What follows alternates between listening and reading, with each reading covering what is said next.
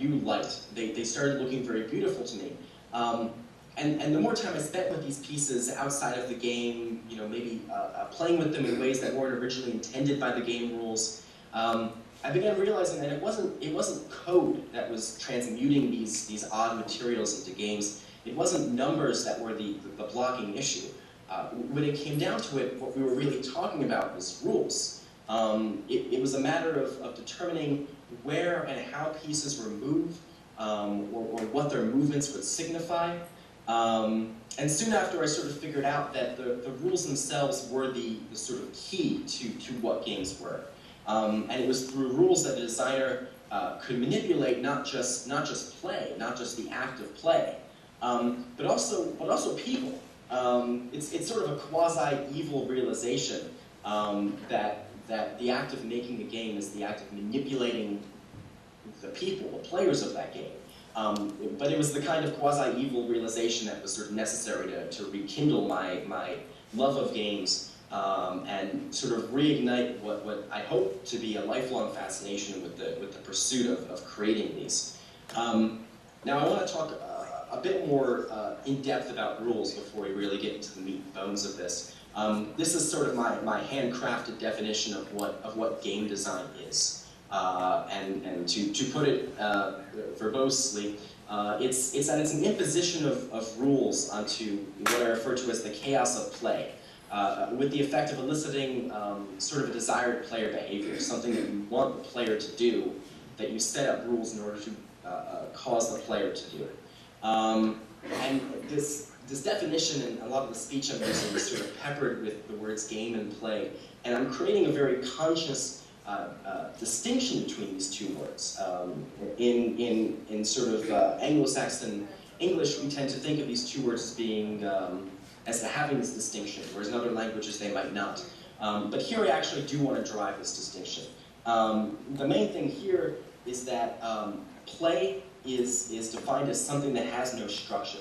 It's sort of boundless interaction, but certainly not meaningless, right? I mean, play is an incredibly important stage of development for children, and it's notably a form of interaction that most species have in common. Humans play just as much as dogs or puppies or kittens do. But the one thing that sort of separates us from the dogs is our ability to take that play and give it structure.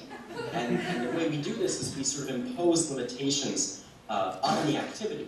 And when play exists within these predefined, agreed-upon limitations, it becomes what we refer to as a game. Now, the notion of limitation doesn't necessarily sound fun, but it actually is. And if we didn't have these rules governing the interactions that we participate in, the potential for play becomes limitless.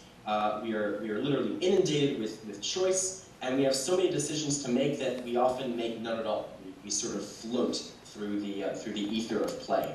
But the moment we introduce rules, we sort of establish this theoretical ground. We're able to define perspective, and interesting behaviors are then allowed to emerge. The role of the game designer then is to sort of create those rules. He's a rule designer. It's a role of not necessarily alchemy. It's more interaction, taking this interaction and leveraging it. So this is a much less alchemical sort of reaction. It's much more close to sculpture.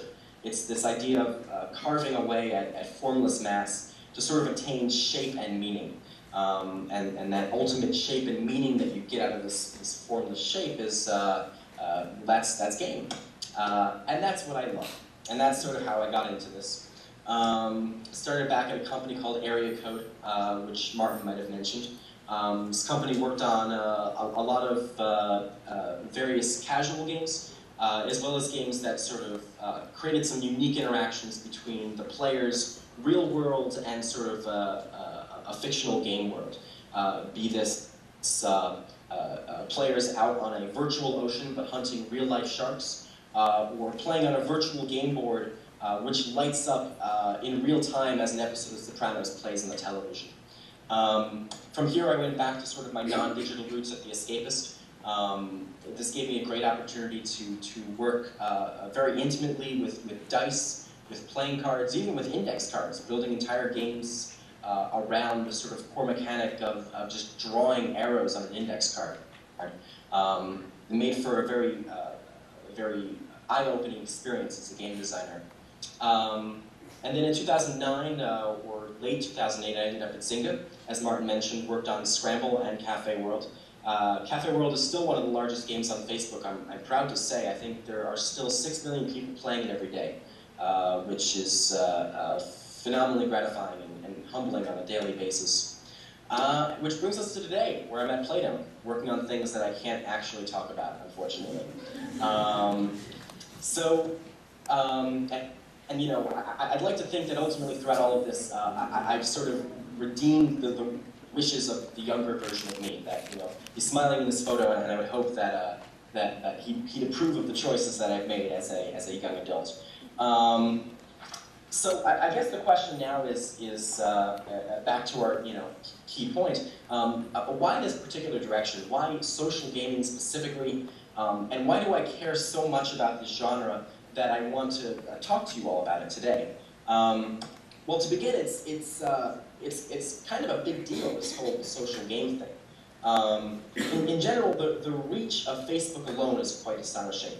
It's obviously the largest social network in the U.S. and UK. It has over 195 million people using it every single day. And separately, we can consider that almost a quarter of all internet users in the US and UK, according to a recent study, are social gamers, are playing social games on the internet.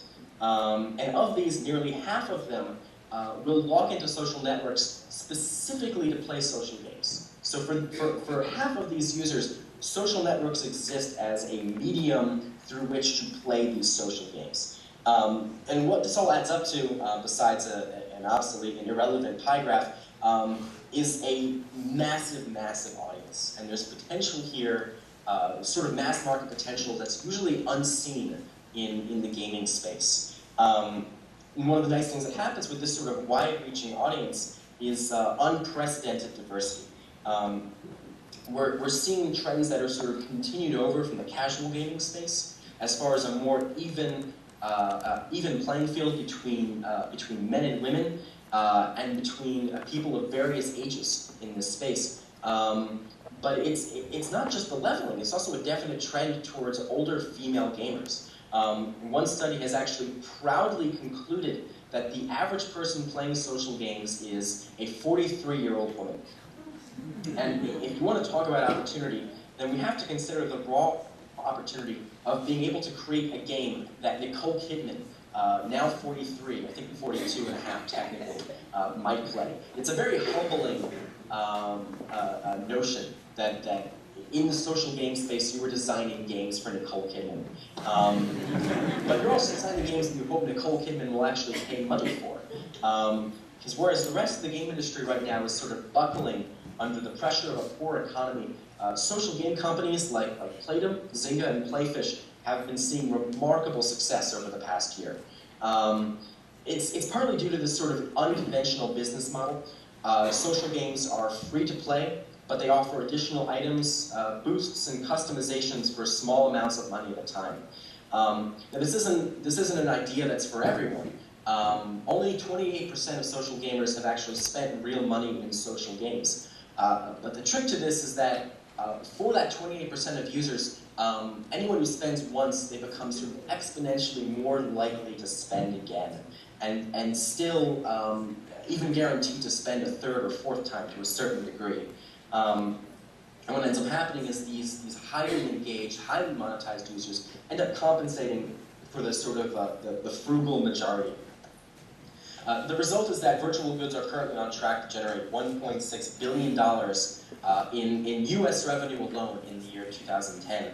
And even greater estimates for the year following. The thinking currently is that by 2011, 20% of all gaming revenue is going to be derived from virtual currencies, from these sort of microtransactions. I mean, I've been at Playdom for less than a year. When I joined, the company was about 100 people, and we are now, I think, well over 500.